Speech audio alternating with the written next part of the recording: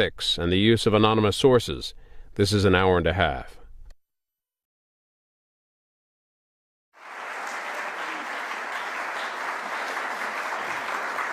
Thank you. Good evening. Thank you for joining us. Investigative journalists are described by the scholars James Edema and Theodore Glasser as custodians of conscience.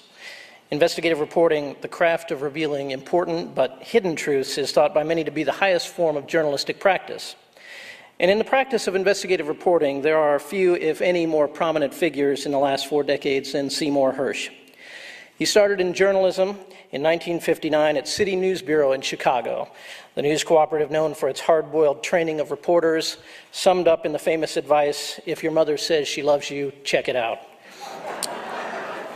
Mr. Hersh's subsequent career of checking things out led to important exposés: the killing of civilians and a military cover-up in the My Lai massacre, an illegal CIA domestic spying program, and the abuse of prisoners at Abu Ghraib prison in Iraq, among many other things. Hersh's My Lai revelations won him the Pulitzer Prize for international reporting, and there have been numerous and regular national award recognitions since. Those journalists who have so much as dabbled in investigative reporting, trafficking in stories that challenge official narratives and make mincemeat out of sacred cows, know that the work invites criticism, and Mr. Hersh has received some. One memorable jab came from a former defense official who called him the closest thing American journalism has to a terrorist. The Nixon administration snooped through his tax forms, and even some journalists joined the attacks. In the domestic spying scandal, for instance, some prominent news organization questioned his work until it was borne out by later official investigations. Mr. Hersh has just kept reporting.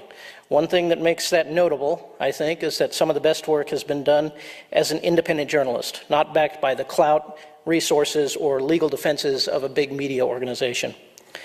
Len Downey called him a scoop artist. A recent history of investigative reporting described him as a reporter known for his brains, brashness, and badgering of sources until they gave him the information he wanted. And tonight, the Indiana University School of Journalism is delighted to welcome Mr. Seymour Hersh.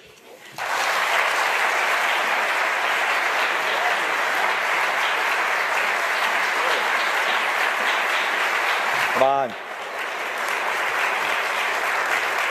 You won't be laughing so much or smiling when we're done. But anyway, here's what I'm going to do. I'm here for the journalism department, so I'm going to talk about chasing a story and just sort of do a narrative about it. Try and make it interactive. If we've got some students here, I'm going to make you do something. And it's try and talk a little bit about that oxymoron, journalistic ethics. But then also, you know, there's a world going to hell right today, just as it was 10 years ago. I don't think we're really out of the woods yet in this whole Sunni, Shia, Muslim, who are they, who are we, what's going on, why are we bombing them, and why do we think bombing works when history shows it never does. But anyway, we can talk about that. I'll answer all your questions. But what I'm going to do first is tell a little bit about journalism, and I'll go back to the My Lai story, and I'm going to make sure I don't go on for a decade. I know you want to get to your parties later tonight. Swinging Bloomington. Anyway. Okay, so what we're going to do is I'll put you back in '69. I'm a freelance kid. As you heard, I started at City News. I basically flunked. I went to law school and I hated it, sort of walked away, flunked out, say what you will. I didn't like it. And I went there at the University of Chicago. I'd gone to college there. And I bummed around a little bit and got a job as a police reporter at the City News Bureau, where you basically covered crime because there was so much in Chicago. But I worked with people like Michael Royko and other guys, so I really got a taste of some of the good journalists that were around. I went in the Army, did the Army stuff, which is boring. And it was before any war, and you just sort of played toy soldier. But it was okay. And I went back, and I eventually got to UPI as a reporter and covering a legislature in South Dakota. And the Associated Press, well, that was okay. You learn something about cynicism because I spent a lot of time with the Ogallala Sioux, the Sioux tribe, because I was interested in tribal lands, just sort of because nobody was writing about them. And McGovern, the great liberal, was George McGovern, who was a very decent guy, but he wasn't doing much either. He was the congressman, the only one from the state. So I ended up writing a lot of stories about them that got, like the Chicago Tribune, the wire service is great because you never know where a story's going to bounce. And so that got me to the Associated Press, which got me to Washington, Chicago first, and then Washington, covering the Vietnam War in about early '65, let's say. And it was like OJT, on-the-job training for why to learn to hate a war. Because going there, not that much, but mostly working in Washington, as a correspondent for the AP, and the AP has a lot of juice because every story you write's on every editor's desk, theoretically, or could be if it's a good one, in a few minutes around the world. And the other thing was you get to know military guys. And I was saying earlier at dinner, although I'm very critical of my government, I really am a hound about stuff that. The one thing that you find in the CIA and all these agencies, and particularly in the military, and what makes the world work for me anyway as a journalist, you find people that you're a one-star general, you're not loyal to the two-star or the three-star, or to the chief of staff of the army, or to the Pentagon, or to the president, but you're loyal to the Constitution. And that's something that's drifting away more and more, particularly as you see the erosion of Congress in its oversight capacity, the growth of the executive. You all see those things. But there are still people deep inside. So I, as a young reporter covering the building, going and having lunch with officers who'd been in Vietnam, I would learn firsthand about what was really going on, that everybody you killed was counted as an enemy. The body count business, some of you people know about it. Some people here don't know anything about Vietnam, and if you're young, don't worry about it, because that's okay. I remember growing up in Chicago as a young kid in the 40s, and for me, World War I was Flanders Fields and Hemingway and Fields of Poppies. I didn't know much about it. So it's not impossible for you students now to worry about a war. The thing that ought to be worrying about that war that's interesting to me always is that we fought a war in a country about which we knew very little. We didn't know the history. I'm talking about at the top, the civilian top in the White House. We didn't know the history. We didn't know the culture. We didn't know the society. We saw them as potential commie adversaries, part of the Cold War business. So we ended up fighting a war in a culture we never understood. One of the things that was always so horrifying to me as I got into the My Lai story was our soldiers would go over there totally unprepared for the primitive society, but it had been a society for 2,000 years, and there were certain mores, certain the way they behaved. And one of the crucial thing was, if you ever moved, we were relocating people. At some point, they were in bad lands. They were in areas controlled by the communists, and in order to bomb at will, we wanted to relocate villages. That was one of the great, called a strategic hamlet. We built little hamlets in safe place, and we tried to relocate people who had been on the same land for 2,000 years, farming it. And one of the things that happened in that society is mothers always cross the threshold first before the children. Absolutely. They will not cross into a strange threshold. That's just a cultural thing. And so our boys would come in and we'd gather the people up and we're going to relocate a village of 300 people. And we had 10 choppers. We're going to put them in choppers and fly them out. And the mothers would insist. And of course, American boys, we would put the kids on the plane first. And the mothers would fight like hell to be there first, and the kids would think how horrible these mothers are, and they'd all talk about having to beat them off with the butts of rifles and beat them bloody until they can get the kids in first. It's just amazing stuff. And so the only thing that's important about the war now is that we end up a couple of decades later going into another culture in Iraq, about which we know little, fighting a war against people we don't really understand. And then we go into Afghanistan. And now the French have gone into Mali, and I assure you that's not going to end well. That will not end well.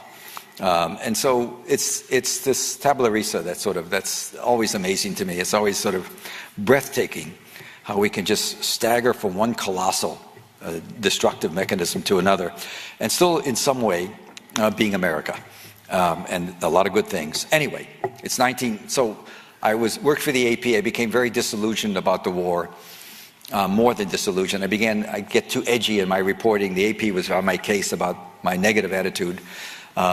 That is, I saw it, of course, as my attitude was towards the truth. That was my virtuous way of looking at it.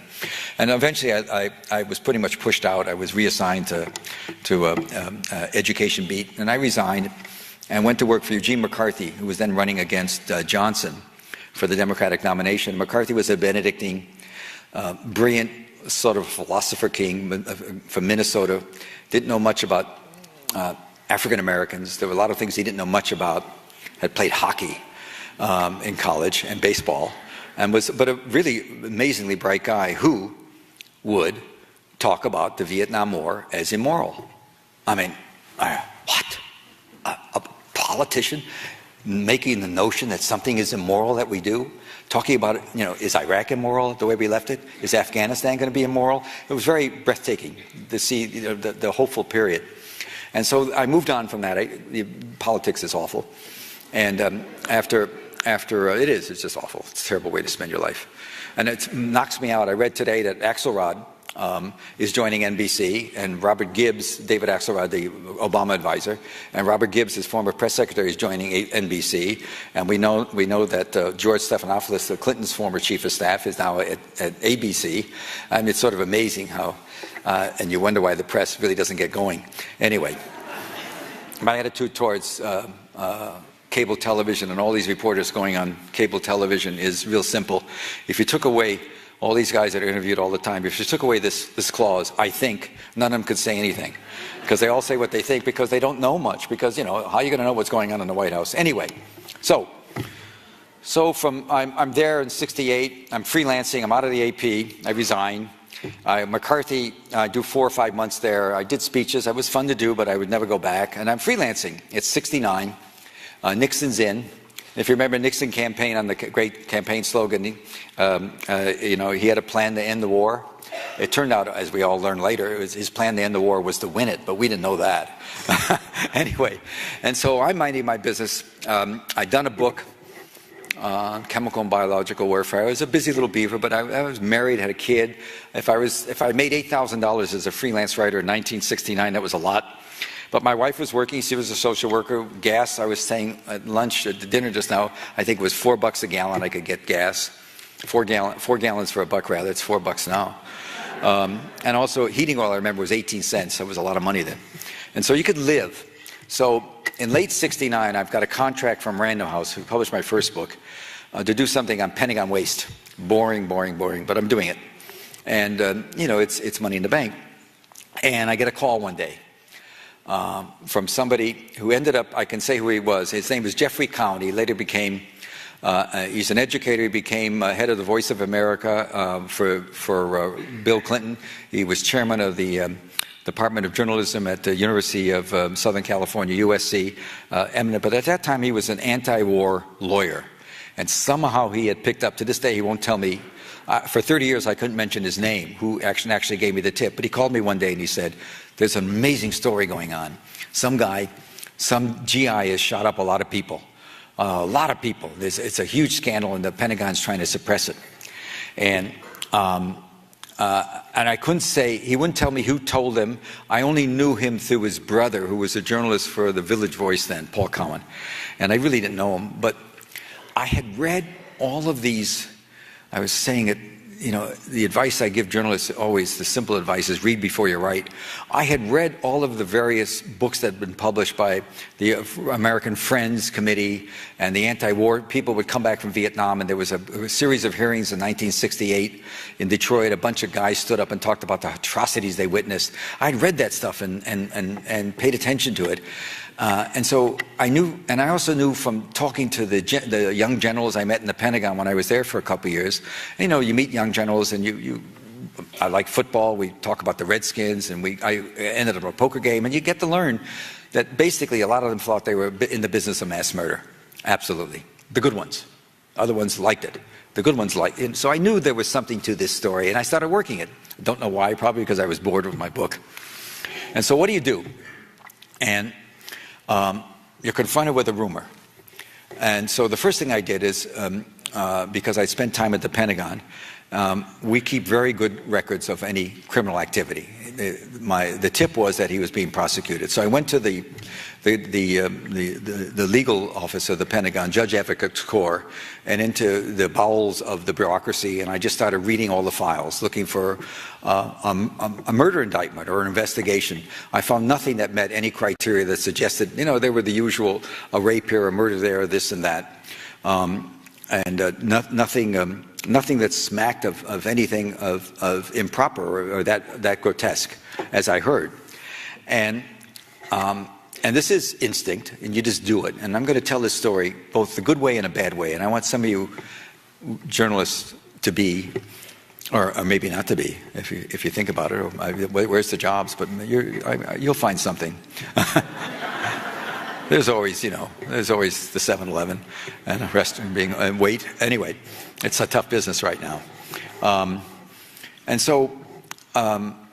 And mind you, I don't have a lot of economic worries, you didn't have that much money. You could live on, we rented a little house for $200, and you couldn't do that today in Washington proper.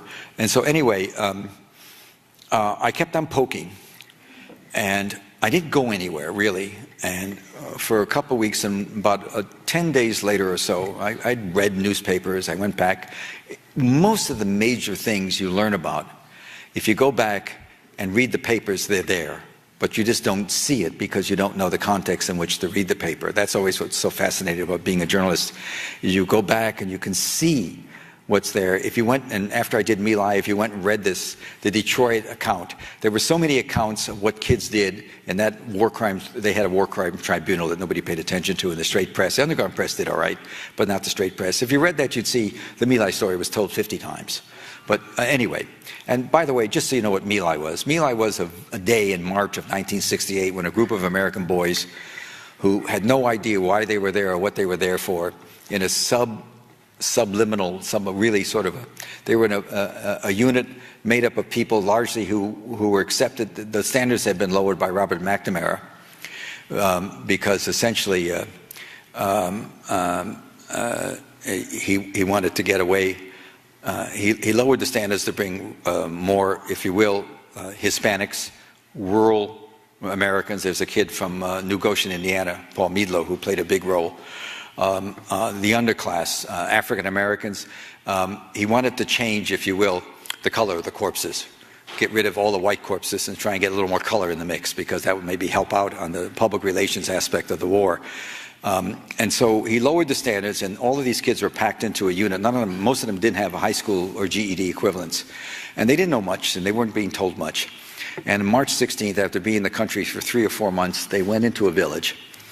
And they were told the night before that they were going to meet the enemy for the first time. They'd been in the country for about 10 or 12 weeks, and they'd lost about 15%, about 15 people of the 100-man company to occasional bullet. They would fall into booby traps with punchy sticks with poison on them, and you'd get somebody wounded that way. The Viet Cong, Vietnamese communists, we call them Viet Cong. I call them Vietnamese nationalists because most of them weren't communists. They just were against the government, against us. But in any case, and so they'd lost enough, and they'd gotten brutalized in the 12 weeks. They gotten these people. They don't have refrigerators. They don't know how to cross a threshold. All these things that made them convinced they were dealing with subhuman. And which is part of the way you get people to kill people in war. You obviously have to dehumanize them. I mean, you can't, in the Army, that's the only thing, the big memory was, you kill, and don't think. Anyway, and so they went into a village, and they were told they were going to meet the bad boys for the first time, a North Vietnamese battalion, the 418th or something. I used to remember those numbers, 480th. And they did what kids did in that war then. The officers and enlisted men drank, and the officers and sergeants drank, and the enlisted men toked it up. And they got stoned, but 5 o'clock, 4 o'clock in the morning came. They went, they took their weapons and the bandoliers, and they got on choppers to go kill for America. They did do that. You got to give them their due. They went there, and they found nothing but women and children and old men. And for some reason, in the next 6 hours, they pulled together, put them in ditches, and executed them slowly. Just killing them randomly with bullet after bullet. They raped many of the women before killing them. They killed the children too. They were horrible, horrific scenes. And it was all seen by senior officers and all covered up.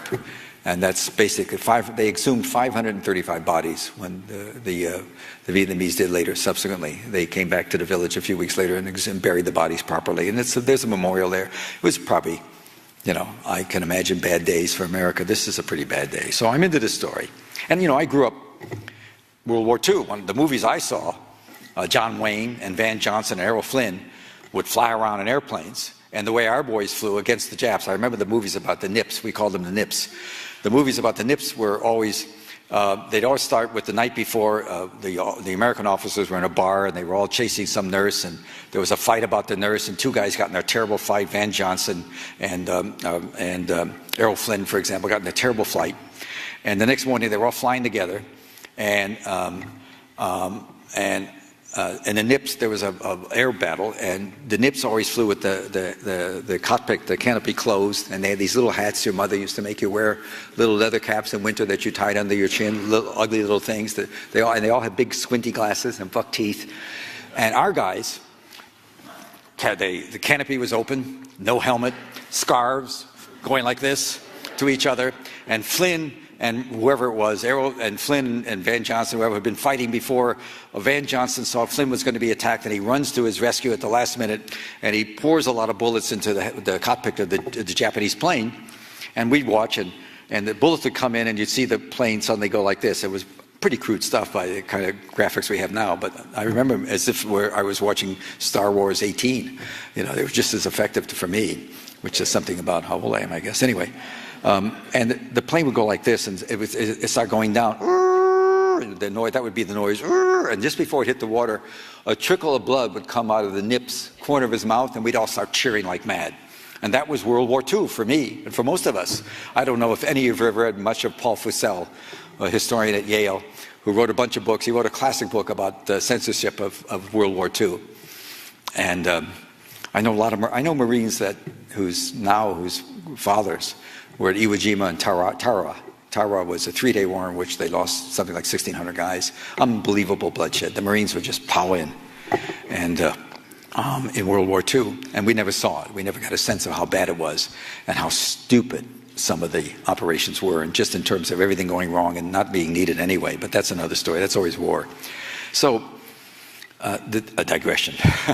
So I'm at 69, and so I'm checking, and so I covered the building, and there was a guy, one of the guys I liked a lot, had gone to Vietnam. He was a colonel, and in Vietnam he'd caught a bullet, and he'd been frocked. When he was back, I happened to bump into the hall. This is just about a week or two after I get the tip, and I checked all the indexes and all the obvious places. I don't want to start asking too many questions, because if it's real, I don't want to get them even, that nobody should know what I'm looking at this point. I told nobody about what I was doing. There was nobody to tell. My wife, what did she care? Anyway, she probably did, but, she had her own problems. But anyway, after My Lai, it's pretty tough to be married to a guy that did My Lai, take out the garbage. I'm sorry, honey, but I'm saving the world right now. That does make it hard. You guys put up with a lot, you ladies. Anyway, it's probably true what I just said. Anyway, and so this guy had been one of the guys I clowned around with, and we all have fun in America. That's the thing about, we always, people like us, and we are likable. And so I'm having a good time with this guy when we go to lunch occasionally, and he comes back, and I see him in the hall, and he's limping. And I know he'd been frocked. He'd been nominated to be a general, which is a big deal. It's called frocking him, at least in the Navy. I don't know what they call it in the Army. I think it's frocked, same. And so I jump on him, and I grab him, and I start saying, "Oh man, look at you, shot yourself in the knee to get a star," all that stuff, giving him a real hard time. And we're laughing, we're walking down the hall, and I said, "So what are you doing now? What's your assignment? You came back early from Nam because he was wounded badly. He got a bed, he lost part of his leg." And he said, "Well, I'm working for the Chief of Staff for General Westmoreland." I said, "No kidding." So I said, "So what about this guy that shot up everybody?" He said, "You mean Callie?" I said, "Well, I shrugged. I probably didn't say anything." And he said, then he goes like this. He said, "Sigh." He hits his bad knee. And he says, "Callie didn't shoot it. He didn't kill anybody higher than that. Not worth worrying about." And, okay, here we get to little journalist ethics. Do I say, oh man, you've just delivered the package. I now have a name. I now have an idea that it's the chief of staff's office, and that basically everybody is saying, you know, when you say that, that's just a way of dismissing it in a way. A good guy that he is, but he's working for the chief. And that gives me a point of view that they're aware and they're trying to, they are, you know, it didn't take 2 and 2. It's always they're not anxious for this story to get out. And so, did I say to him, General, you just made a mistake that because you put me in the big story? Hell no. Should I have? Probably. Journalistically, no. But it'll get more interesting, the question of what you should do and shouldn't do. So then I go to the library, and I do different spelling, the Judge Advocate Corps. It's called the JAG Corps. And I go and I find, God damn, there's in late 1968, a year earlier, there's a first lieutenant named William L. Calley, Jr. that was held on allegation of killing an unspecified number of civilians, and that's all. And he's down, it's at one of the, not Fort Jackson, yeah, Fort Jackson, he's down in South Carolina. He's down there at Fort Jackson. And so, I've got something. And there is something there. So I just innocently call up the Public Affairs Office for the Army Public Affairs at Fort Jackson, and I get some major on the phone. I say, Major, what do you got on this guy, Calley? And very quickly, he said, oh, yeah. He said, yeah, we know about that. It's, he shot up a bar, got drunk and shot up a bar. He wasn't lying. He was just, that was what he was told. But he did it so quickly, I know I have something. So, at that point, I go back to my original source, who I clearly knew more, and I say, okay, it's William Calley, Jr. Who's his lawyer? Because I can't find any evidence that he has a lawyer. There's no records, and there's nothing. There's just a little, and actually there was also a story in the New York Times, September the 18th, 1968, a paragraph about him. And I did the checking on him. He'd been a 19-year-old kid that was, went to junior college, didn't do well, went to work for a railroad, one of the southern railroads, and was fired after 3 weeks in the job because he forgot to throw a switch and two freight trains collided. That was the only thing. There was a clip on him in the Miami Herald. That's the only time he ever made news. So he was one of the 90-day wonders they were putting out to run troops. If any of you read the novels of Vietnam, you know the contempt many of the soldiers had for their junior officers, rightly or wrongly. Tim, what's his name? Who am I talking about? Yes, right. Well, he's amazing. He's actually described killing officers in novel form. I mean, as a fictional short story, that collection he did. Anyway, one of the things that I learned about My Lai is, after I did the story about what happened in My Lai, doctors in Japan, American doctors in Japan, I mentioned this earlier at dinner, they began writing me, care of wherever, I don't know how I got these letters.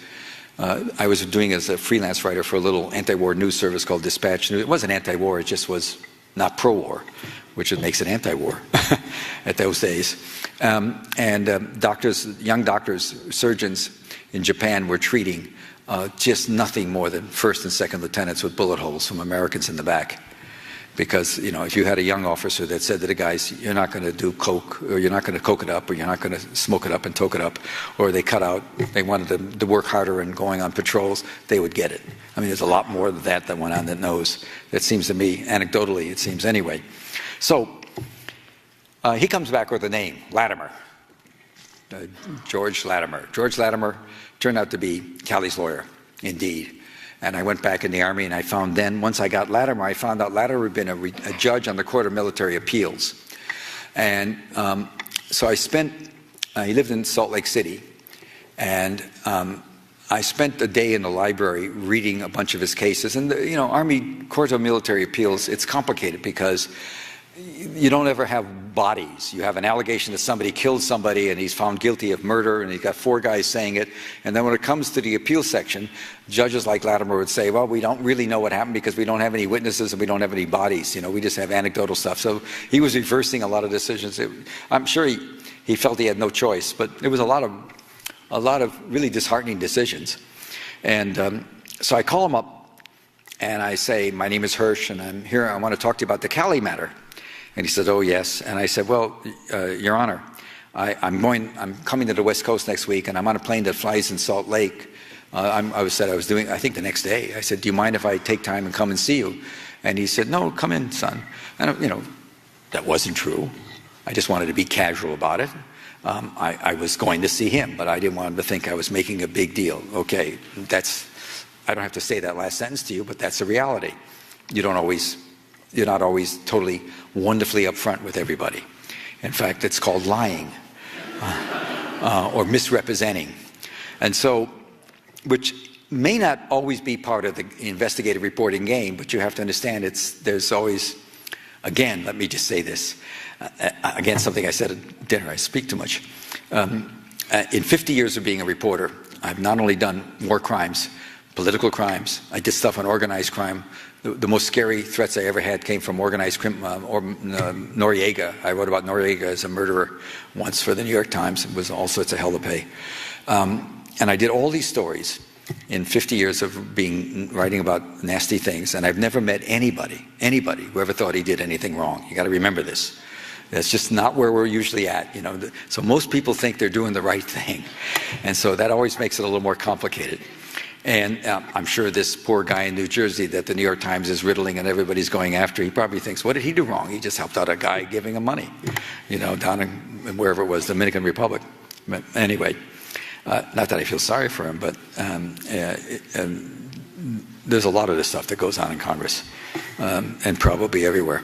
So at this point, I fly to see him the next day. He's a partner in a law firm, a Mormon. He's a Mormon. He's an elder or deacon or what you will. Maybe deacon's the right word, is it? In the church, I think. Anyway, he's a deacon. So he's a big boss. And I go see him, and he's a very nice guy. And I sit down, and the first thing I do is, before I ask him anything else, I say, well, let's talk about your decision in such and such. And we go over some of his cases, and that I've read and sort of briefed. I took my crim law at the Chicago Law School, and he thinks I'm obviously the nicest guy in the world coming in here, and we're kicking around what stare decisis, why he had to decide what he wanted to do. I'm going at him a little bit. Why'd you let him off on this? And he's making the case and telling me about the difficulty. He was on the Court of Military Appeals for about 15 years, after being a JAG, and then a judge, and then on the highest tribunal, and then retires and goes into a practice. And finally, he thinks I'm the nicest man, I'm sure, that he's ever run into. What a nice reporter I am. And so then I say, so let's talk about Cali. And he said, oh, this is a real mess. He said, oh, I can't believe what the Army's doing to this guy. And he goes into his desk, and he pulls out he's obviously prepared it. He's pulled out, one of those vanilla folders, cardboard folder, and he opens it up, and there's a series of documents. And we start talking for a minute, and then he says, excuse me, Mr. Hersh. He gets a phone call, one of those, my father-in-law was a corporate lawyer, and one of those partner calls when they're always discussing a bill or fee, those painful calls that, and I remember hearing him do it, same sort of tone of voice. Why am I talking about money?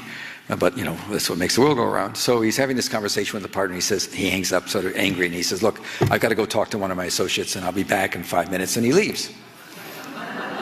Okay, I want the reporters here. What do you do? Let's go. What do you do? Come on. What? Yeah, go ahead. I want the students only. No grown-ups, because you're wiser or dumber. Wiser or dumber? I don't know. Well, go ahead. What do you do, students? You go what? You do what? You go through it. Why? What? Yeah, but how do I rationalize it? Why do I think it's okay? Anybody got an idea? Say it. What do you think? What makes you think it's okay? He didn't put it in the desk, did he? Right? Right? What do you think? Some of you have to talk. What? Loud. What?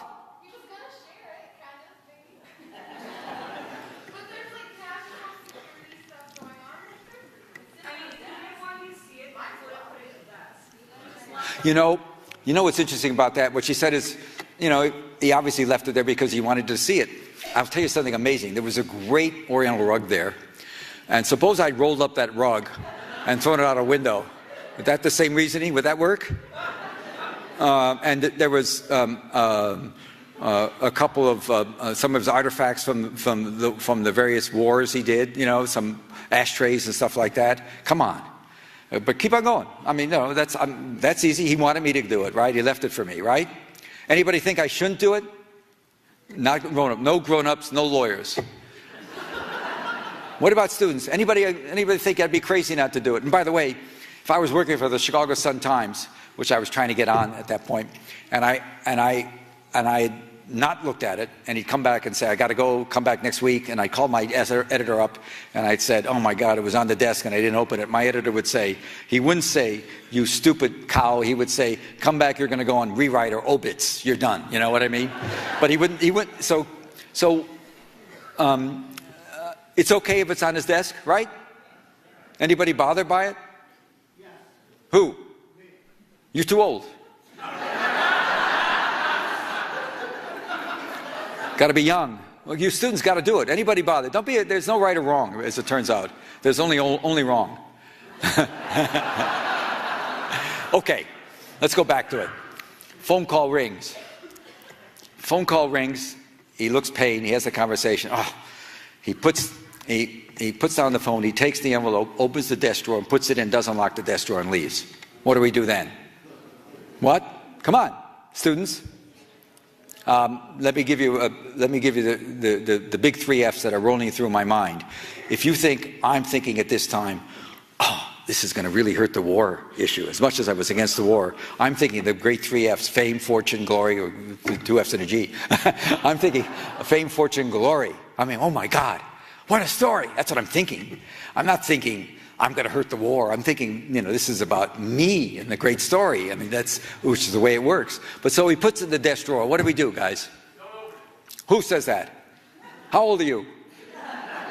No non-students. How about students? What do you do? Come on, be honest. What do you do? Oh, come on. You're all cowards. Where do you draw the line? Suppose he'd taken that folder, and instead of putting it in the desk drawer, he'd gotten up and he'd walked to a file cabinet, opened it and put it in the file cabinet, but left the drawer open. And suppose he closed the drawer. Suppose he left it unlocked. Where do you draw the line?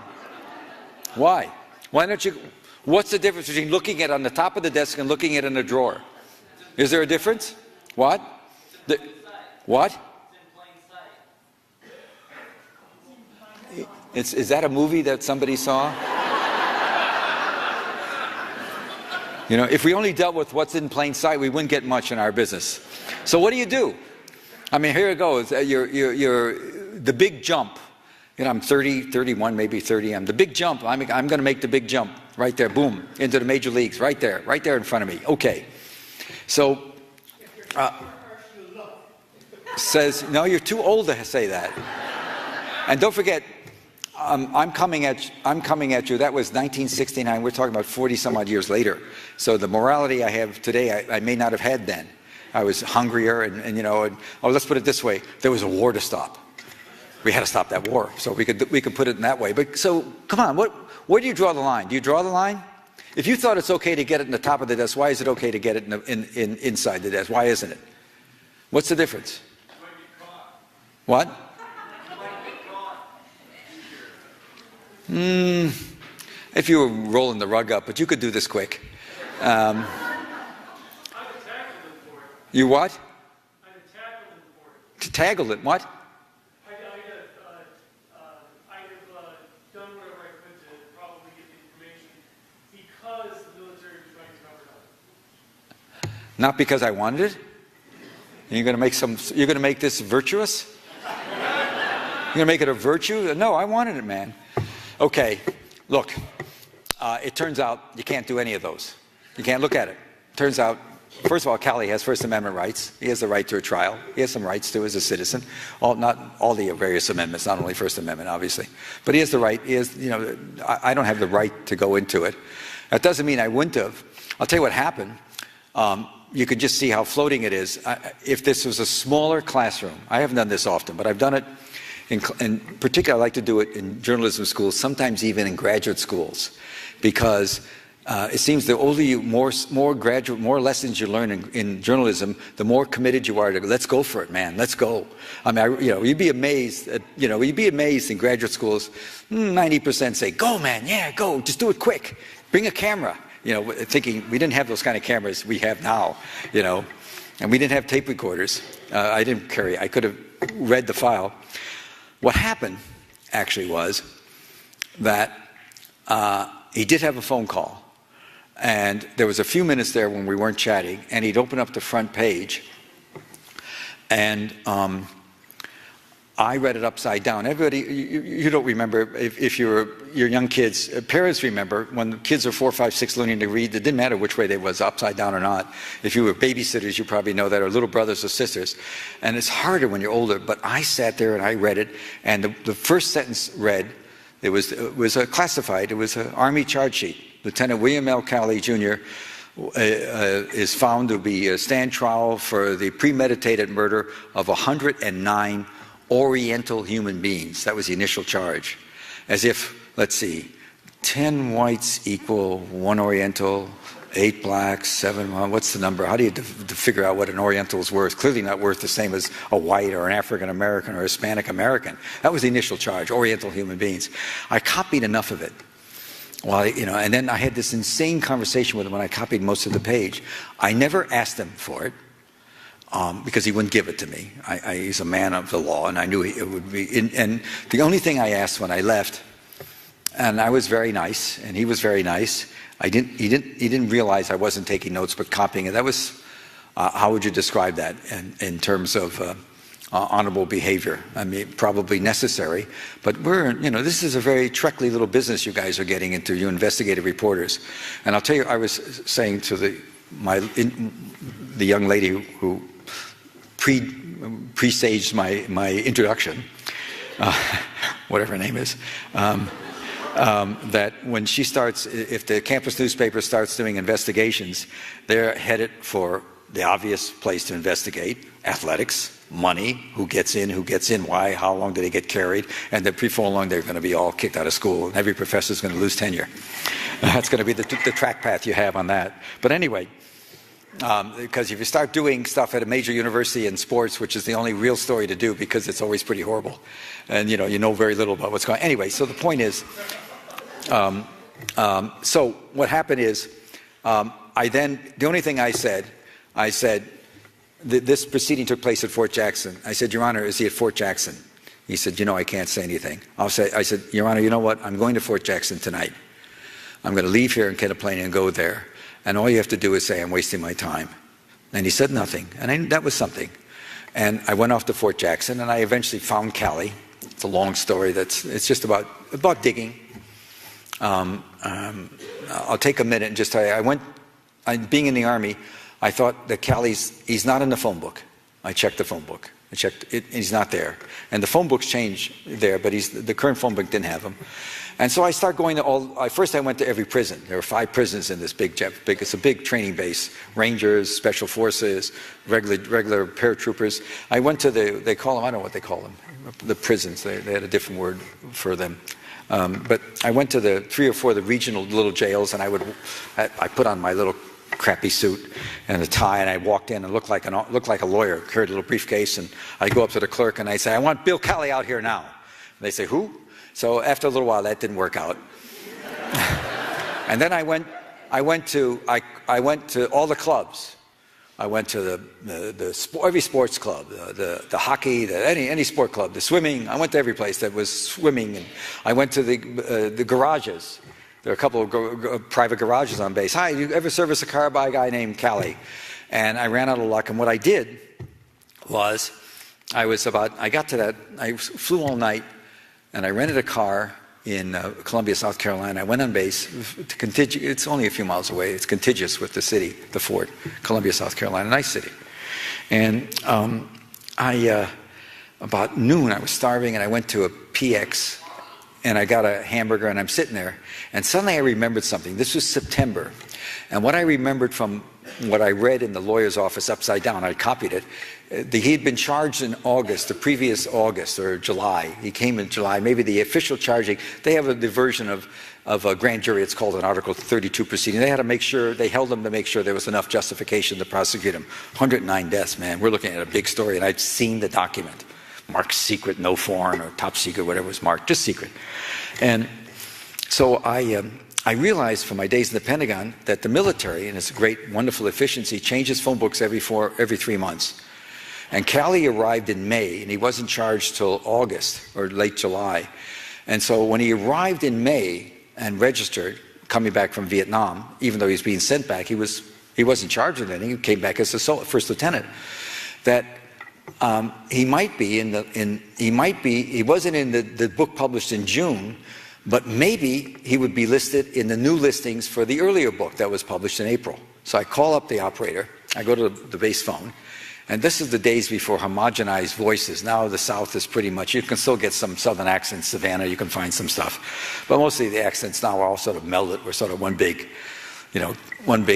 Anglo-Saxon combine. And so I got this operator, and I said, operator, I want you to do me a favor. I want you to get the old phone book, the April phone book, and I want the last new listings. And she said, well, she checked with her boss and came back. She said, okay, I got it. I'm looking for a Callie William J. She said, oh, I got him. She said, yeah, he came in the last listing last week, and he came in the last week before he published a new directory. And she rattled off the unit he was at, and then hung up. And it was in this very deep Southern accent. I couldn't understand a word she said. I had to go back and find her. I remember the frustration. I found her. He was assigned to a unit a construction unit, engineer battalion, and he was an infantryman, a perfect place to hide him. I'd been looking for him all over, but I couldn't find him. And so I went to the unit. I finally called back. Another operator read it for me carefully. I found that it was in another camp called Funston, and I went about 20 miles away. And I drive there. Now it's about 3 in the afternoon. It's one of these new modern Army buildings. It was barracks, a 3-story building on separated by a 1-story passageway, where the company commander had his office, and then there were 3 rows of barracks. So I parked a couple blocks away, and I go into a side door, and I figure I got him. He's here. He's signed here, and I go up and down one side. And all the beds are made beautifully, like we used to make them. I mean, you could drop it. We were good at making beds. I was good at, we all had to be. And they all made perfectly. And so then I had to go down, and in order to get to the other side, I had to go down through a little passageway. And it's one of those, the office was one of those doors where there was a bottom and a front top open, and the top was open, so I crawled underneath. I didn't want to be seen. And sure enough, on the second floor, on the other side, and what we're talking about here is making your luck. That's what it's all about. I mean, it was how rational what I was doing. I was doing something I don't know. I was just doing it. I was just chasing everything.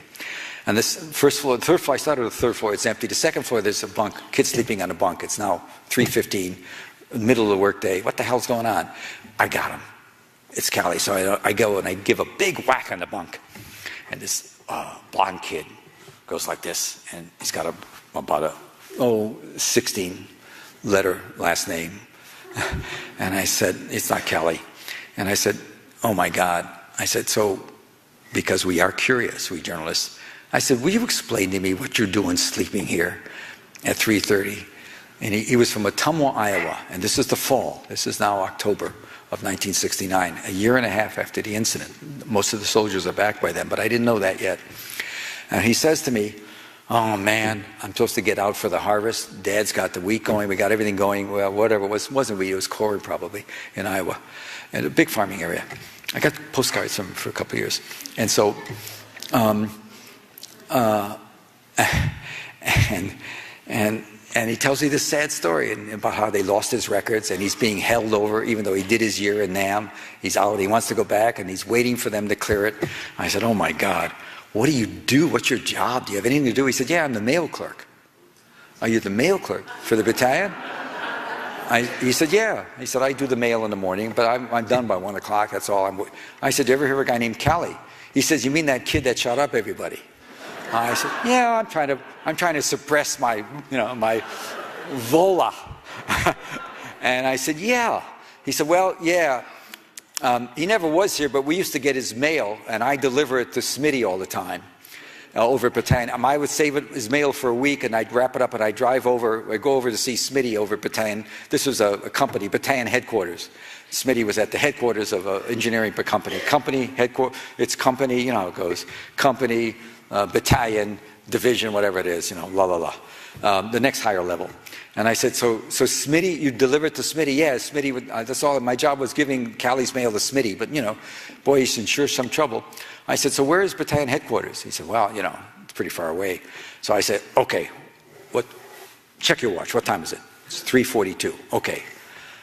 In 8 minutes, I think I said, I'm gonna pull up in a Ford, gray Ford, on the other side, in a car. You come out exactly 8 minutes and take me over there. Yeah, sure, action. He wanted action, no hesitation. I run and get the car, sneak out. Don't go out just the side door, get the car. He's right there, we jump in. He drives me to battalion headquarters, which is about 10, 15 minutes away. Insisted, get this, modern American kids. I had to drive him back. But at least I knew the route. So I drive back, and it's one of these beautiful days in Georgia. And the battalion headquarters is a wooden building, one little small shack sort of building. And there's a sergeant leaning against the door, the open door. I guess it was mosquito season was over, picking his teeth with his gold teeth with a gold toothpick or whatever the cliche is. And the other thing he told me driving over, Smitty, the clerk for the battalion, had been busted the week before. He had lost 3 stripes, and he was madder than hell. He got drinking or whatever it is, and he's mad. So I park in there and I go up and I figure I'm going to play the authoritarian, and I walk in there. I say, Sergeant, I want Smitty out here right now. And he starts laughing, the sergeant. What's Smitty done now, right? So Smitty comes out. I said, get in the car, Smitty. And then I said, I'm sorry, kid, I don't mean to scare you. He's about 20. I said, but I'm just looking for Callie. And he said, well, he said, I don't know, he lives off base somewhere. I said, well, what do you have on him? He said, well, I've got his personnel file in there. It's inside? He said, yeah. I said, get it. And he said, okay. Goes in, takes it, puts it in his blouse, comes in, gives it to me. I open it up. The first page is the page I'd seen the day before in the judge's office, the charge sheet. Plus, I know where he lives. Anyway, it's all about making your luck. And it did make it. I eventually found Callie. I eventually got a strange story from him. Callie led me to Captain Medina, who was in charge. And I wrote the first of what were 5 stories as a freelancer. And by the way, once I found Callie, it took me a week or 2 to get somebody to buy it, even though I'd been press secretary for a guy running for president. And 2 weeks before, I had the lead story as a freelance writer in the New York Times Magazine and was on assignment for life at the miraculous price of $1 a word, doing another piece for Life magazine. So I've been making it as a freelancer, not making a lot of money, but getting traction. And, I've been a press secretary in which I met, I became friendly with Walter Cronkite. I used to play tennis with Walter Cronkite for years after that. Old man tennis, was fun. He was sweet. My son always thought he was a watchmaker because of his white hair. And so I met all these guys. Nobody would touch the story. I had to take it and sell it as an independent journalist, the My Lai story, which is amazing, but it happened. And that's the virtue of the press. One day, 40 newspapers got overhead telex collect the story. We talked to the editors, and they took it, and about 35 of them made it the lead story. Headline banners, Chicago, Philadelphia, the New York Post, and then a week after that, the New York Times wanted the stories. And then I wrote 5 stories in 5 weeks. I just kept on going. I came home once in a while, but I found kids in the company. I found more about it. I found this poor kid that killed everybody here in New Goshen, Indiana. And that's the famous line. I went to see this kid, Paul Milo. Once I found kids in the company, there was a lot of repressed memory. I'd seen 5 or 6 in the company. Once you find one, you can find others. Mostly on the West Coast. And they'd been in the company, they knew what happened, some talked, some didn't, some had their fathers there say, get away, and they were worried about being charged for what they did, but some talked, and I found a company roster, and then they told me about Paul Meadlow as the kid from New Goshen who'd been doing all the shooting. He'd done most of he fired a 30 bullet clip after 30 bullet clip into a ditch of women and children, and there was this horrific moment this is the repressed memory. Finally, somebody told me about it. I went back to others. he had been killing, they put the 500 or so people into 3 ditches, and they just summarily just shot into the ditches. And an M1, if you hold the trigger down, it gets to be a semi-automatic. You don't have to pull it. I remember that from the Army days. And he shot 6 or 7 clips into most of the African American guys. No way. This is O-phase war, not our war. We're not doing this. Some of the Hispanics shot, but they shot high. Nobody wanted to call out the farm boys who did it, the white boys who did this. Nobody wanted to call them out because they were afraid they'd get hit later. I mean, that's the way it was. When people did bad things, they didn't want anybody to talk about it. And the next day, some of the minority groups wore black armbands to the officers, made them take it over. And one of the things, I wrote a second book about the cover-up that nobody cared about, but that's the way it goes. It was all about how all the officers knew everything right away, but covered it up, including Westmoreland. And so it was then running the war. When I talked to my friend a year later, he'd been named chief of staff, I guess because he was so successful in killing innocent people. That gets you promoted, I don't know. So anyway, the point of all this is that Milo did all that shooting, and at a certain moment, they were eating their lunch, KP rations, next to the ditch. There's photographs of it, famous photographs. You've seen some of the photographs of ditches. A guy named Ron Hamberly was an Army photographer, and he started seeing what's happened, and he shot for the Army, for Stars and Stripes. He shot black and white, but then he shot a whole bunch of pictures with his own personal camera that he later sold for at least $100,000 to Life magazine after I did the stories, because he had amazing photographs. But he didn't tell the Army about those photographs. The ones he shot in black and white had nothing to do with what really happened. I talk about visual evidence. Anyway, while they were shooting, they heard a keening noise. And it turns out one of the mothers, as mothers will do, tucked the baby, a 2-year-old, 3-year-old boy, under her stomach, and he survived the slaughter. They were shooting and shooting in the ditch, and he was crawling his way up, screaming more and more as he got to the top. When he got up, he was all full of blood, and he began to run across the rice paddies or whatever he had, the field. And Lieutenant Calley, who'd ordered the killing, infamous Lieutenant Calley, he still lives in Columbia, South Carolina. Lieutenant Calley said to Paul Meadlow, who'd been the most acquiescent of all the soldiers, some turned away after a little bit, but Meadlow, 16 years old then, kept on firing. And Calley said to Meadlow, plug him. And Meadlow couldn't do it. It's like seeing one. You know, it's like why you can drop bombs from on high, but you can't go down low and kill people. There's always that great sort of philosophical, or what you will, issue of what's acceptable. And Meadlow wouldn't do it. He drew the line. So Calley officers had a smaller rifle called a carbine.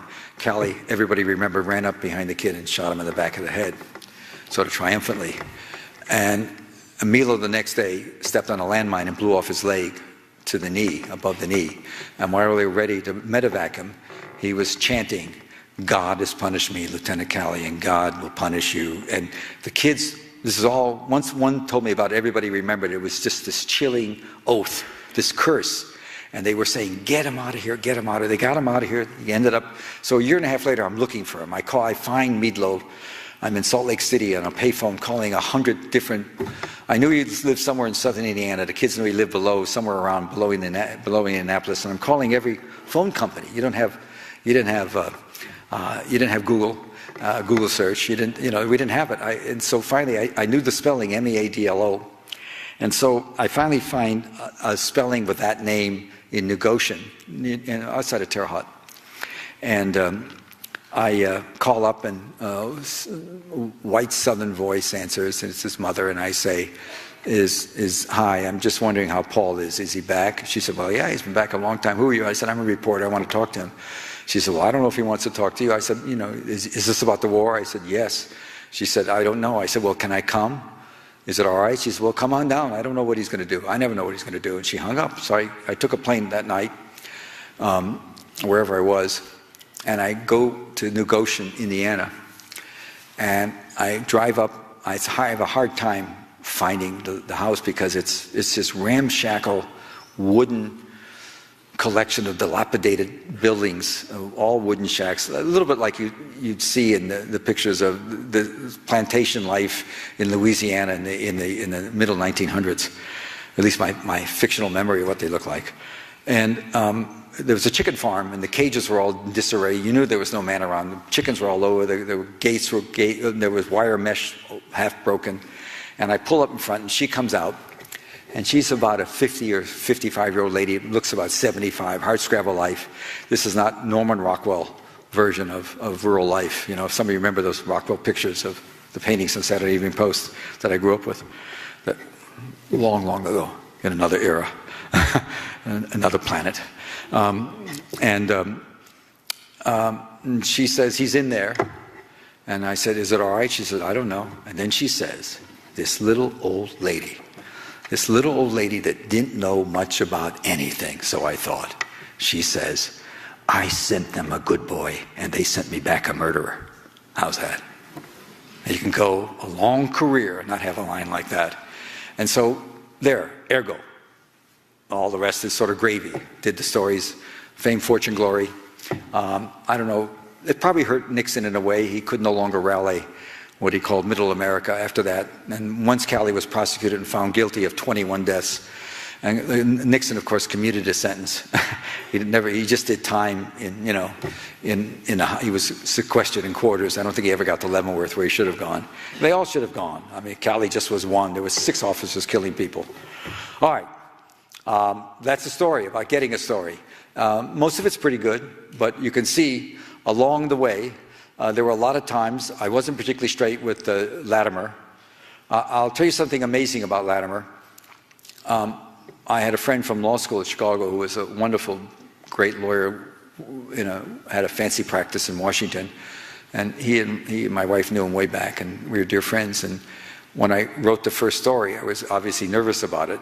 And I went to see him. He was at a very prominent law firm. And I said, you have to read it for libel, and I have to be able to write. I'm sending this to newspapers. They don't know who I am. They might have some idea, but they don't really know me.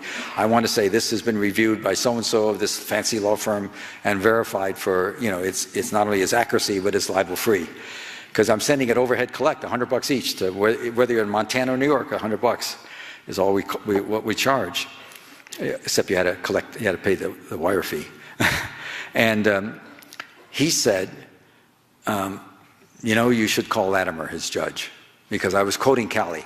Calley talked to me. I found Calley, and he talked to me all night. And he did something else. He pretended to be this was a war, combat war. But at some point, I was in his quarters. I found him. Once the kids I got his address. I found him. It was hard, but I found him. He was tucked away in quarters for generals, but that's all right. I found him.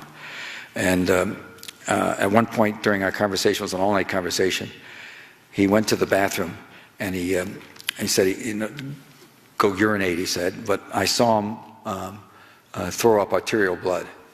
He had an ulcer this big. I mean, he was suffering, but he was masking it. I just saw him, he just threw up blood. And so clearly he was suffering. And so I quoted him about what he said, which turned out to be something different than he had said in the various proceedings in the Army. And my lawyer said, suppose you got him in, he said, you're quoting him, but how do you know that you're not going to put him in jail? Maybe you should, but. So I called Latimer up. And the last time I talked to George Latimer, and I read what I said. He said, oh my God. He said, look, if you write the story that way, he's not going to get a trial. He said, I think he ought to have a trial. I said, well, so do I. He said, I'll make a deal with you, Hersh. He said, read me your story. I'll check it for accuracy. And I'll go through it very carefully. Just say, instead of saying Calley said to me, just say, according to what Calley is known to believe or has said, or according to what sources said, just mask the fact that you saw him directly. Give me that. And I made the deal. I said, yep, it's okay. I don't have to quote him. I can quote what happened. I've seen the charge sheet, and I can write that. And he went and he corrected the story down to things like the dates, when I arrived, what the official charge was, to the point when later, I didn't do it because I don't do that stuff. Somebody FOIA'd the Army records about me in the case.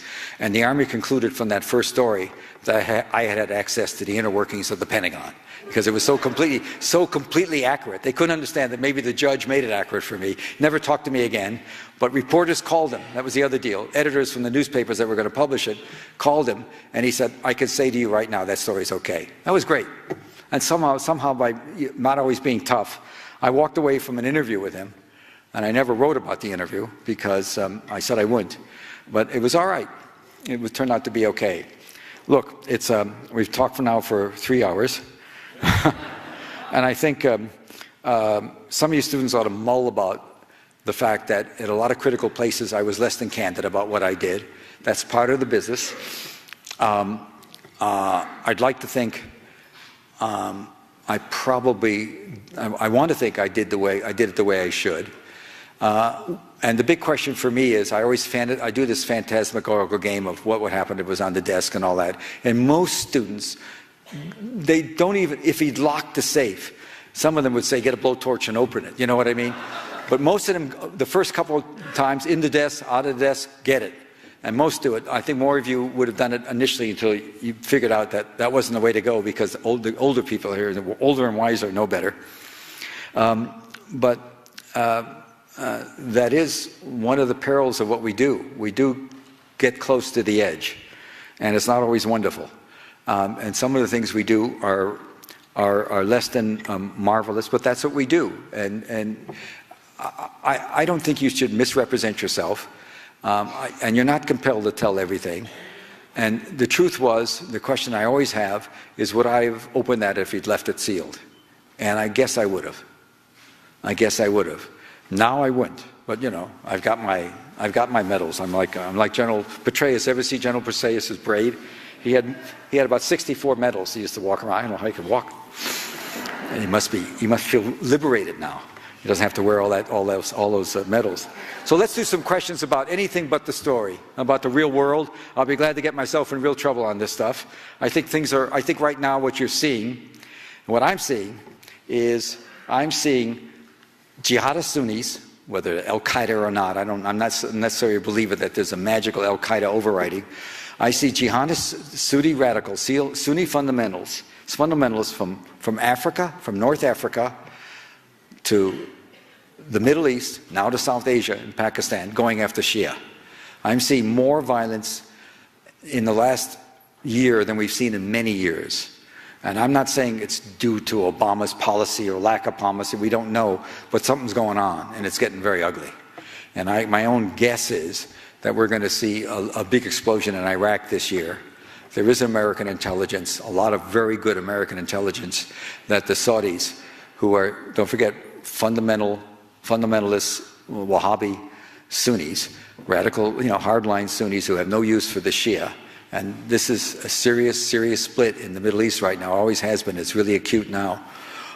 They certainly are funding some of the old pro-Saddam guys, the Sunni Baathists, and in a war against the Maliki government in Iraq is Shia. There's going to be maybe a set-piece war there. I think the Maliki will win, but there's going to be a lot more blood. Iraq is not done with the torture that we put it through. And so there is a cheerful little statement. Yes, ma'am. Yes. You want to do it this way? Go to the mic, and you're free now to go get your party. It's way past the time, as far as I know.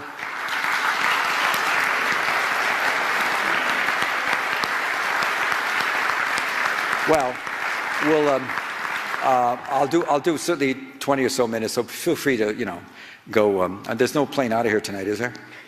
Okay, so I'm here. All right, let's go. Mr. Hersh, my name is David Keppel, and I'd like to express my tremendous admiration for the work you continue to do. Do you know what I say to people when they do that to me? I always say, I remember the great joke in the New Yorker. It's a cockroach talking to an ant, to a mouse. Yes. And the cockroach says, I love your work. So it's all relative. Some people won't agree with you, but let's get on with the compliments. What's your question? The question is, you've written extensively about war plans against Iran. Chuck Hagel was excoriated for using the word containment in hearings. The president says all options are on the table. Prime Minister Netanyahu says the same thing in a more threatening way. What can you tell us about what those options are and what the consequences of a U.S. or Israeli strike on Iran would be? Well, I'll tell you, actually, as you know, I spent a lot of time in 2005, 2006, being a Johnny One Note, writing about Iran and about the threat and the serious conversation in the White House about it, very serious. And I've been doing a book on the Cheney White House, which is fascinating because it's led me back into Ronald Reagan's White House, which led me back into the Church Committee, which brings me back into Obama. And just in a minute, I'll just say, whereas the question about, let's say, assassination used to be, what did the president know and when did he know it? Now you have Obama saying, hey, on Tuesdays I go to meetings and we pick the guys. You know, I mean, that's where we've evolved to, or devolved to, if you will. So I actually think, using the word think, here's what I know.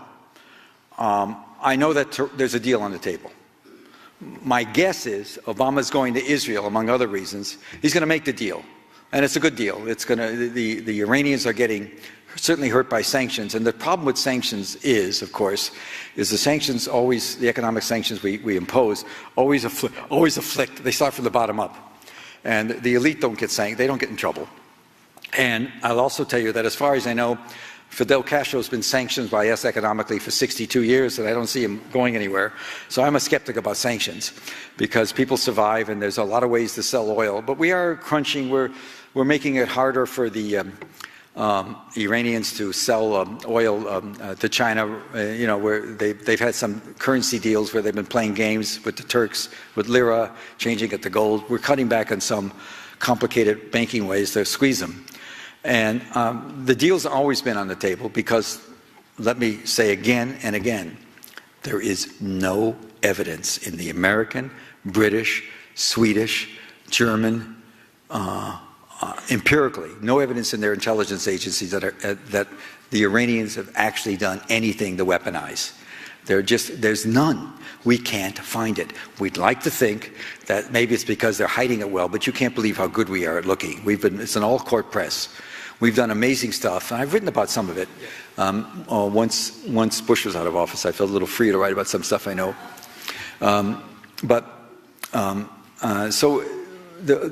You know, we're sanctioning them to stop them from making a weapon for which we have no intelligence they're making, which is always sort of a complicated situation. A deal's on the table. I would bet by June there's going to be very serious talking. And I think one reason he's going to see Bibi, certainly the most rational of leaders in the world. He's going to see Bibi in Israel in late March, about a month from now. And I would guess that one of the issues is going to be to climb him down, help him climb down off the ladder. I also think that the most serious issue we have going now is Syria. And I'll give you another guess. Who's going to end up bailing out Bashar? The Israelis. And I'll tell you why. Because the last thing they want are crazies on their border. And if you remember in 1982, and I know some of you don't remember, but there was some terrible stuff happened when it looked like the PLO was going to take over southern Lebanon, which is on the border of northern Israel. The Israelis went into the camp Shaban Shatila. There was bombing like crazy. They went nuts with the prospect of having a radical PLO on their border, even though I think they misread the PLO and they misread Arafat. But, you know, at least history seems to suggest they did. There was more chance for a serious agreement. So why, the last thing the Israelis want, and some very interesting little things you see. Recently, 7 senior wounded officers of the Syrian army were admitted to Israel for treatment. And also the border, the Israelis have on the border in the Golan Heights. There's a lot of reason to think the last thing the Israelis want is a Wahhabi, Salafist, Muslim Brotherhood, radical end of it. There's all sorts of different degrees of the Brotherhood running stuff in Syria. And to his credit, everything I think I know about Obama, I do know that Obama's been very, very skeptical of putting in serious arms into Syria. That's because our CIA, which has still have a lot of smart people in it, and don't underestimate us. I mean, I'm critical of my government, but we can do a lot of very smart things too, along with an awful lot of dumb things. But we do smart things too. We pretty much know that, and we've known for a couple of years that this trouble in Syria is not just simply legitimate. I mean, and there is legitimate grievances against him because he and his father ran that country and he was putting people in the jail for saying bad things about him. He was better than his father, but he hadn't moved nearly enough. So I think we're going to see Israel being much more passive. And the one guy that tells us the sticker where the sun don't shine about Syria is Putin. And we've got a real problem with Russia, too, because Russia right now is more anti-Americanism than ever. The whole thing about adoptions is just a reflection of a growing anti-Americanism in Russia. And that we should stop, because that's very dangerous for everybody. I think Obama, if Obama's free enough to play golf with Tiger, he can do anything he wants now. Let's do some more. Somebody else. We'll do it. If that's all you got, I'm going to go home, so come on. Yes, ma'am. Hi, Mr. Hersh. It's really hard to get hold on you. I'm sorry that you missed our class, because we all got plenty of questions to ask you. So Well, I'm gonna... you want to know my defense? Nope. Your 4 o'clock class? I was never told about it. I'm sorry about that. But Well, so am I, because you were waiting for me. I didn't know it. I was busy napping. Okay. So my question is, do you think the fall of David Petraeus, sorry, a coincidence, or is it reflecting the declining culture of the U.S. Army? No, it's a one-off in a way. He was out of the Army. Petraeus was actually, he left because he left, but he was actually interviewing at the time. He was interviewing at Princeton, where he got his doctorate, as he told everybody constantly. King David, they called him in the Army. He wasn't popular in the Army. He was pretty much done. My understanding is he was told he would not be chairman of the Joint Chiefs, and he was not going to be chief of staff of the Army. And so the CIA was a bad fit for him. He wasn't popular there with the personnel. And,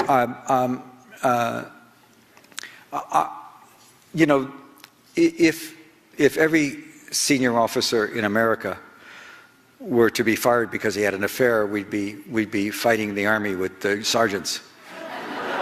So, I mean, clearly there's more to it than that. There's more to it than that. The same for General Allen. I mean, it's more to it than that. I don't know the whole story, but, it's just, let me assure you that he was going to go, but he wanted to go on his terms. And he is smart. I always thought, I stayed away from him because reporters, he was tremendous at the one thing that you really have to be good at if you want to be a successful person in Washington. He wooed the press. And he was always going to lunches with people. I remember it used to be, until I was clear I wouldn't do it, I used to be asked all the time to go to lunch with him. And I don't do that. I just don't socialize with people I report on. Yes? Who do you think, if you believe it's true, who do you think was the target of assassination by what came out was supposedly by Cheney in the illegal ops that was paid for with all that cash that they flew to Iraq? It was just in the... What assassination are you talking about? There's supposedly Cheney ran an assassination team. Well, no, what I started some of that. What happened is there was a general named McChrystal who was running something called the Joint Special Operations Command. One of the things about America that's sort of interesting is the way we've devolved is it's really cool. The way you do it is you have your own army, you raise your own money, you don't bother with Congress, there's no oversight, to hell with Congress, and you don't, you don't tell anybody what you're doing. And it's a pretty cool deal. And we see this pattern. Cheney was not the first to do it. He was sort of a copycat. What Cheney was doing is they would find what they considered to be bad guys, and they would authorize executive action. They would just, McChrystal would, in the early days, he would want to be sure it's okay, and then later it just became you didn't need okays. You just find a bad guy and you do battlefield executions, or what you will. Or you bring them to a salt pit, what they call these black prisons, which I'm sorry to tell you still exist more than you believe. And you beat the hell out of them, let them die, or bleed to death. And so it's some ugly stuff that we know a lot about, but not everything about it. It wasn't like the targets we were talking about were people that we believed to be Al-Qaeda or guys against us. And often we paid for that information, which was really strange. Most of the early guys that went to Guantanamo, this prison that, am I right, it still exists, although it's the single biggest black mark we have in that, and the drones and the predator killings are going to make it almost impossible for us to ever come out of this war against terror in some reasonable way, it seems to me, until we figure out some other way of dealing with the problems we have other than trying to snuff everybody or put them in jail. Not that they do it anymore in Gitmo, but the longer they keep Gitmo there, some people have been there for 10, 11 years without any due process. This is America. And anyway, so I don't, there's nothing specific I have to say to you about that. I just don't know. There was certainly, Cheney believed he had the authority, the notion of the unitary president is that the President of the United States has executive power. He doesn't have to deal with the Justice Department. If there's certain bad peoples we identify, he has the power to deal with them. And that's what he was doing. You see that, and that's sort of been Cheney's mantra since he was in the Congress even. And so, but I don't know anything about, it's not like Cheney said, you know, I owed this guy a lot of money from a poker game last night. Although, with the Phoenix program in Vietnam, when we did targeted assassinations, often we would get names from somebody who did lose in cards to somebody, and we'd go whack them on behalf of them. It was really strange. No, what he did as far as he was concerned, it was all for the good of America. Yeah, but we partly allowed that when we let them send billions of dollars in cash there. That was money for illegal ops. You know, you don't need... Well, you mean the billions of dollars, you're talking about the oil money? No, our government sent over. We said it was to bribe the Sunnis and other things like that. They sent over like a couple billion in cash. No, what happened was there was a lot of money, oil money, when Saddam Hussein, after the war, 1991 war, there was a peace treaty, and Saddam Hussein was under sanctions, and he still had oil to sell.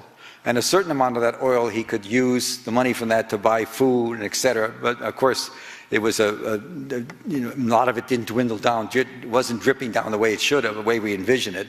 The oil and a lot of it, a lot of money we held. And it was some of the oil money in our treasury. We had billions of dollars of their money. And that's the money you're probably talking about. There was no, you know, you got to remember one thing. 9/11 happened.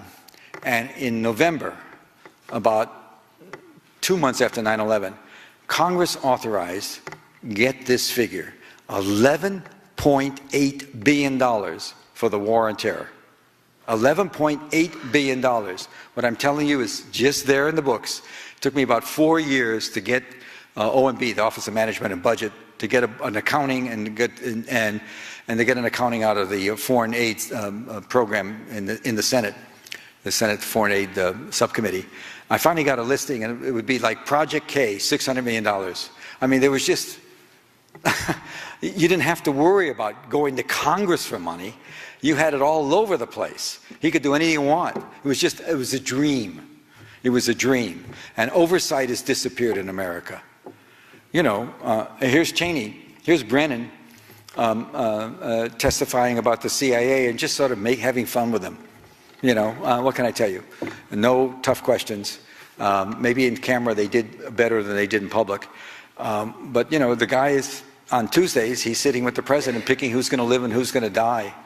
And you'd think maybe they'd ask a few more questions about it. So we've gone a long way. We should do a few more, these four, and then I'm going to let everybody go to their party. I was actually going to say, we're just going to do the one more question here, Mr. Hersh. What? We're just going to do the one more question here. One more? Well, we got two. Okay, all right. But I've given everybody absolute freedom to move. They can go home. I'm not holding anybody against their will. Let's go. Two more questions. Go ahead. Yes, ma'am. Hi, Mr. Hersh. I guess my question is a little bit private. Was I supposed to be at your class too? Yeah. Yeah, okay. The same thing, yeah. As a reporter, I know, I'm sure you certainly have heard enough sad things. So I'm just wondering, have you ever changed your religious belief? My what? Religious belief before and after you became a journalist? You know, I'm not big on psychoanalyzing myself. I'm just not. And so I don't, I have a family. I don't ever write about them or talk about them. And I don't think my personal views are particularly, you know, I mean, I am what I am. And so I think, I'm not offended. That's a reasonable question. If you'd asked me if I changed my belief in heurism or philosophy, I might have a go at it, but not about personal stuff, you know, only because Actually, for some very practical reasons. You know, the less people know about who I live with and where I do, the better it is for everybody, for a lot of reasons. Would you comment on America's increasing use of drones in countries where we are not at war and the killing? I did.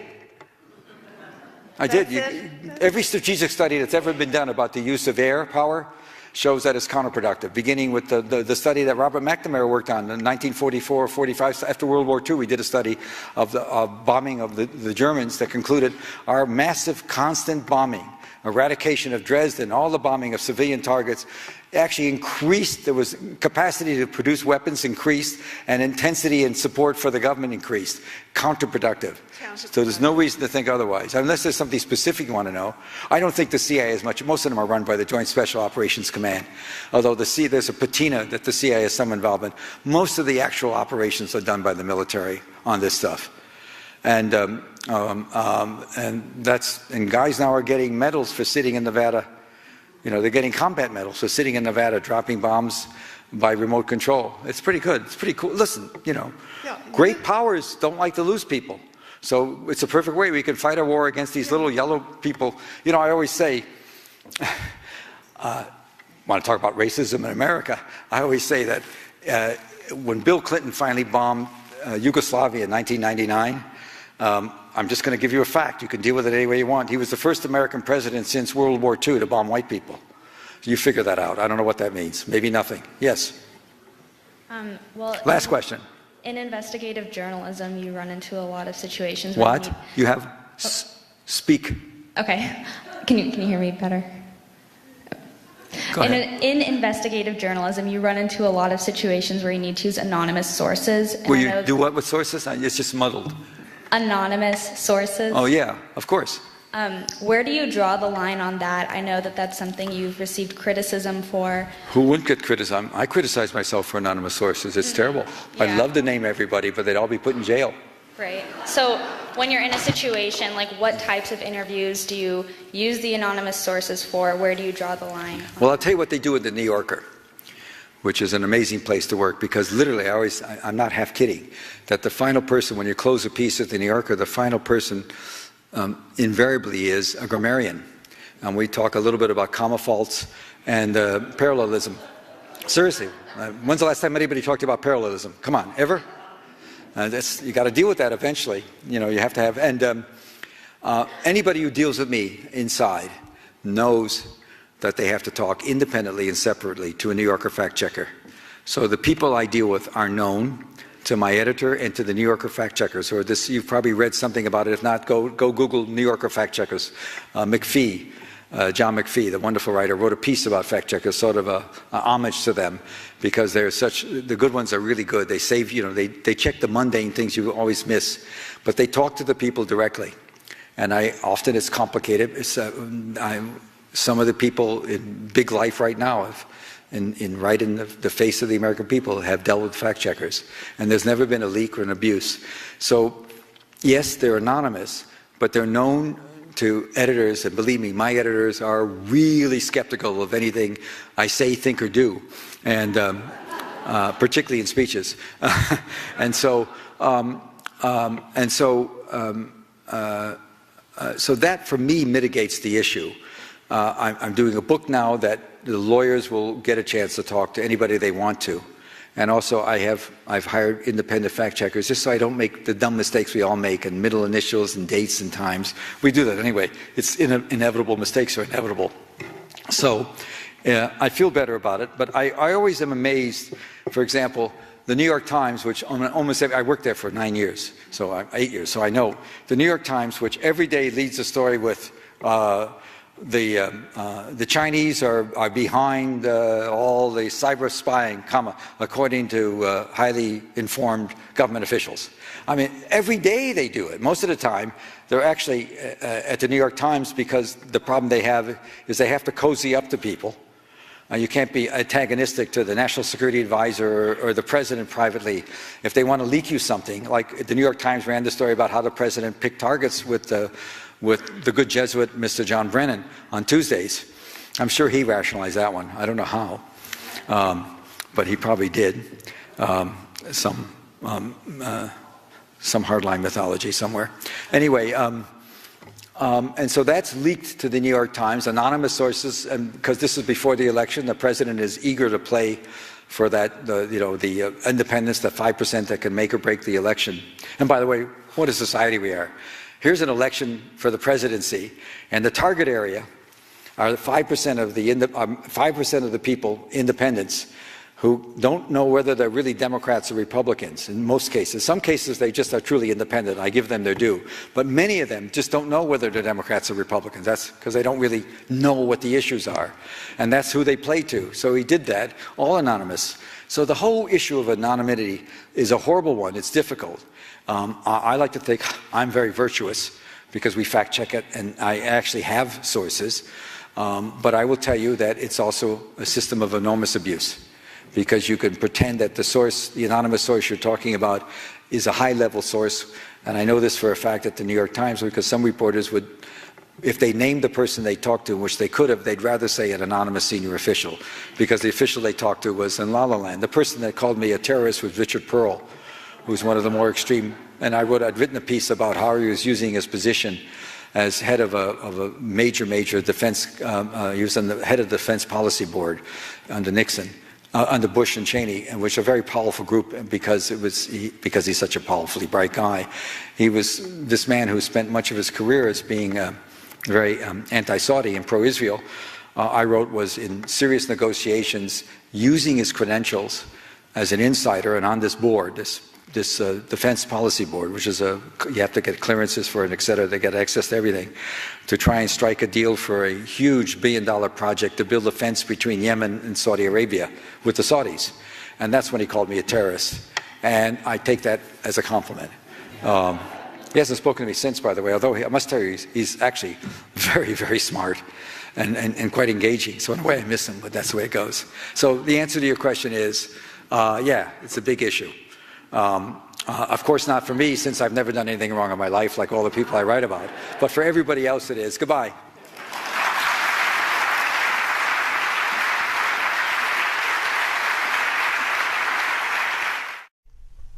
Actress Mariska. A journalist, not backed by the clout, resources, or legal defenses of a big media organization.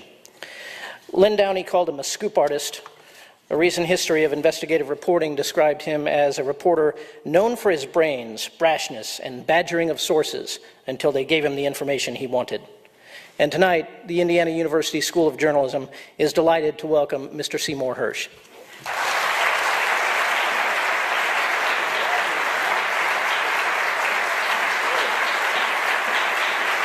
Come on.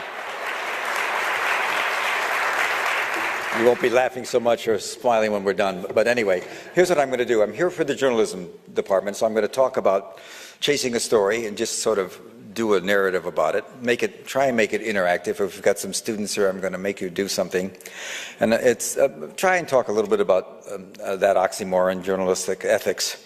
But then also, you know, there's a world going to hell right today, just as it was 10 years ago. I don't think we're really out of the woods yet in this whole Sunni, Shia, Muslim, who are they, who are we, what's going on, why are we bombing them, and why do we think bombing works when history shows it never does. But anyway, we can talk about that. I'll answer all your questions. But what I'm going to do first is tell a little bit about journalism, and I'll go back to the My Lai story, and I'm going to make sure I don't go on for a decade. I know you want to get to your parties later tonight. Swinging Bloomington. Anyway. Okay, so what we're going to do is I'll put you back in '69. I'm a freelance kid. As you heard, I started at City News. I basically flunked. I went to law school and I hated it, sort of walked away, flunked out, say what you will. I didn't like it. And I went there at the University of Chicago. I'd gone to college there. And I bummed around lands. They were in areas controlled by the communists, and in order to bomb at will, we wanted to relocate villages. That was one of the great, called a strategic hamlet. We built little hamlets in safe place, and we tried to relocate people who had been on the same land for 2,000 years, farming it. And one of the things that happened in that society is mothers always cross the threshold first before the children. Absolutely. They will not cross into a strange threshold. That's just a cultural thing. And so our boys would come in and we'd gather the people up and we're going to relocate a village of 300 people. And we had 10 choppers. We're going to put them in choppers and fly them out. And the mothers would insist. And of course, American boys, we would put the kids on the plane first. And the mothers would fight like hell to be there first, and the kids would think how horrible these mothers are, and they'd all talk about having to beat them off with the butts of rifles and beat them bloody until they can get the kids in first. It's just amazing stuff. And so the only thing that's important about the war now is that we end up a couple of decades later going into another culture in Iraq, about which we know little, fighting a war against people we don't really understand. And then we go into Afghanistan. And now the French have gone into Mali, and I assure you that's not going to end well. That will not end well. And so it's this tabula rasa that's always amazing to me. It's always sort of breathtaking how we can just stagger from one colossal destructive mechanism to another, and still in some way being America, and a lot of good things. Anyway, it's 19. So I worked for the AP. I became very disillusioned about the war. More than disillusioned. I get too edgy in my reporting. The AP was on my case about my negative attitude. That is, I saw it, of course, as my attitude was towards the truth. That was my virtuous way of looking at it. And eventually I was pretty much pushed out. I was reassigned to education B. Fix and the use of anonymous sources. This is an hour and a half.